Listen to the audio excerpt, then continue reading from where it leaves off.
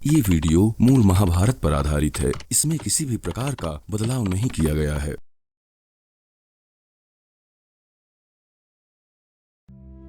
धृतराष्ट्र ने पूछा, संजय, इस प्रकार जब मेरे पुत्रों और पांडवों ने अपनी अपनी सेनाओं का व्यूह लगा लिया, तब वहां उनमें से सबसे पहले किसने प्रहार किया, कौरवों ने या पांडवों ने?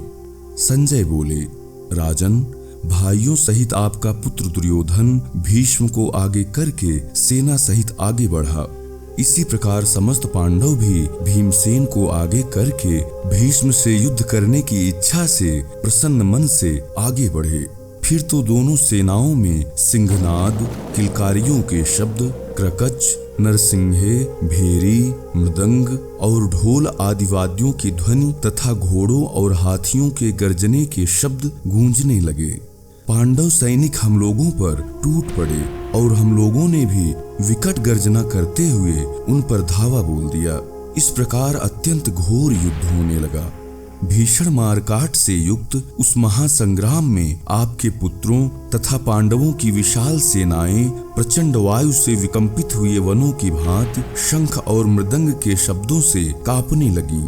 राजाओं, हाथियों, घोड़ों तथा रथों से भरी हुई दोनों पक्ष की सेनाएं उस अमंगलमय मुहूर्त में जब एक दूसरे के सम्मुख और समीप आईं, उस समय वायु से उद्वेलित समुद्रों की भांति उनका भयंकर कोलाहल सब ओर गूंजने लगा।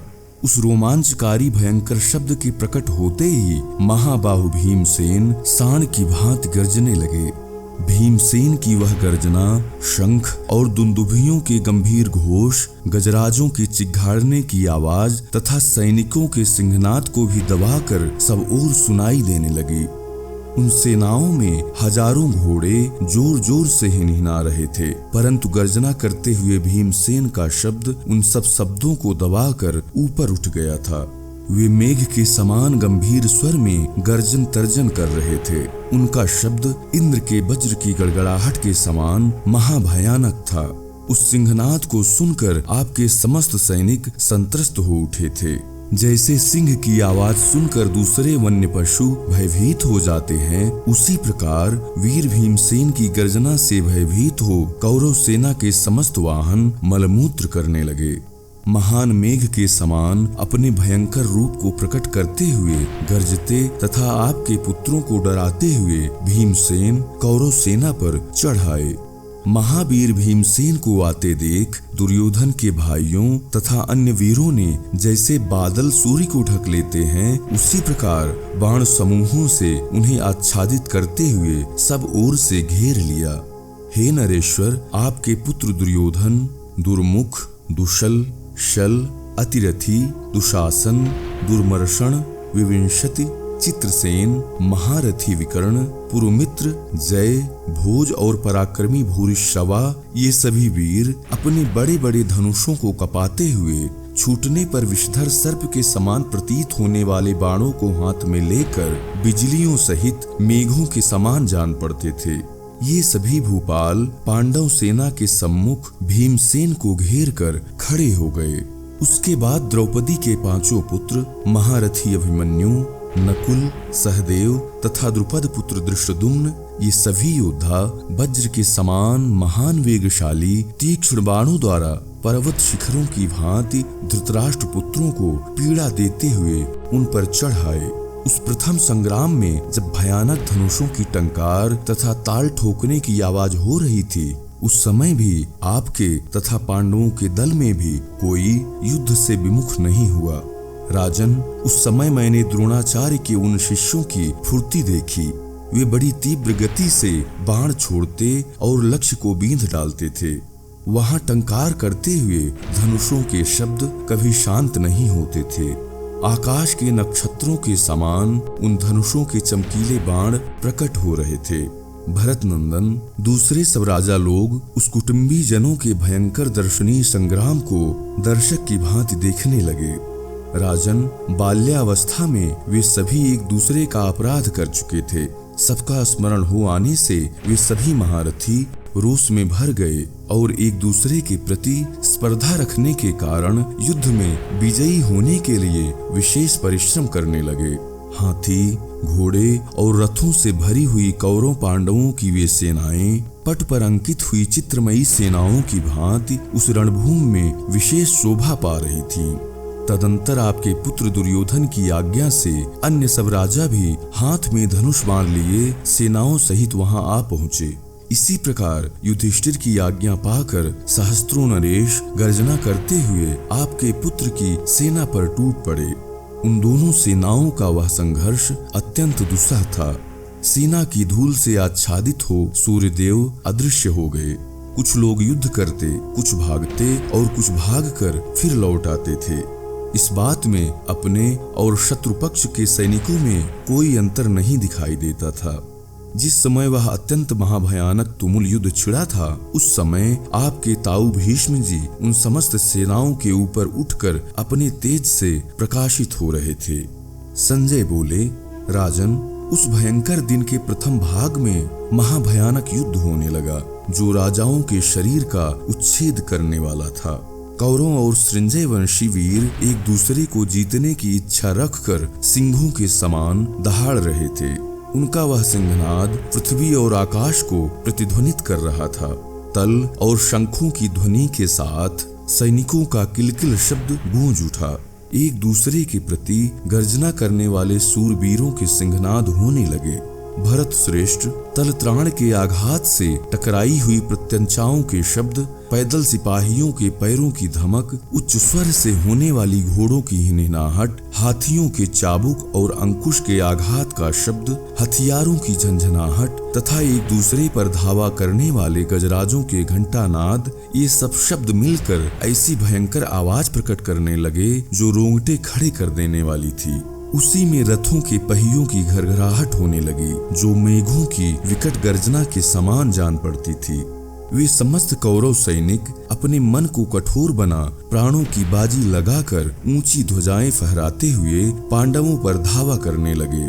राजन, उसके बाद शांतुनंदन भीष्म उस युद्ध भूमि में कालदंड के समान भीषण धनुष लेकर अर्जुन की ओर दौड़े। उधर से महातेजस्वी अर्जुन भी अपना लोक विख्यात गांडीव धनुष लेकर युद्ध के मुहाने पर गंगानंदन भीष्म की ओर दौड़ पड़े। वे दोनों कुरुकुल के सिंह थे और एक दूसरे को मार डालने की इच्छा रखते थे। बलवान भीष्म युद्ध में अर्जुन को घायल करके भी उन्हें विचलित नहीं कर सके। राजन, उसी प्रकार पांडुनंदन अर्जुन भी भीष्म को युद्ध में हिला नहीं सके। दूसरी ओर महाधनुर्धर सात्विकी ने कृतवर्मा पर धावा बोल दिया। उन दोनों में बड़ा भयंकर रोमांचकारी युद्ध होने लगा। सात्विकी ने कृतवर्मा को और कृतवर्मा ने सात्विकी को भयंकर बाणों से घायल करते हुए एक दूसरे को बड़ी पीड़ा पहुंचाने लगे। वे दोनों महाबली वीर सर्वांग में बाणों से छिदे होने के कारण वसंत ऋतु में खिले हुए दो पुष्पयुक्त पलाश वृक्षों के समान शोभा पा रहे थे। अभिमन्यु ने महान धनुर्धर बृहद्बल के साथ युद्ध किया। हे राजन, कौशल नरेश बृहद्बल ने उस युद्ध में अभिमन्यु के ध्वज को काट दिया और सारथी को मार गिराया। महाराज, अपने रथ के सारथी के मारे जाने पर सुभद्रा कुमार अभिमन्यु कुपित हो उठे और उन्होंने बृहद्बल को 9 बाणों से घायल कर दिया। उसके बाद शत्रुमर्दन अभिमन्यु ने अन्य 2 तीखे बाणों से बृहद्बल के ध्वज को काट डाला। फिर एक बाण से उनके पृष्ठ रक्ष को और दूसरे बाण से सारथी को मार गिराया। फिर वे दोनों अत्यंत कुपित हो तीखे सायकों द्वारा एक दूसरे को बेधने लगे। युद्ध में अभिमान प्रकट करने वाले घमंडी और पहले के बैरी आपके महारथी पुत्र दुर्योधन से भीमसेन युद्ध करने लगे। वे दोनों नरश्रेष्ठ महाबली वीर कुरुकुल के प्रधान व्यक्ति थे। उन्होंने समरांगण में एक दूसरों पर बाणों की वर्षा आरंभ कर दी। हे राजन, वे दोनों महामनस्वी अस्त्र विद्या के विद्वान तथा विचित्र प्रकार से युद्ध करने वाले थे। उन्हें देखकर समस्त प्राणियों को बड़ा विस्मय हुआ। दुशासन ने आगे बढ़कर मर्मस्थानों को विदीर्ण करने वाले अपने बहुसंख्यक तीखे बाणों द्वारा महाबली नकुल को घायल कर दिया।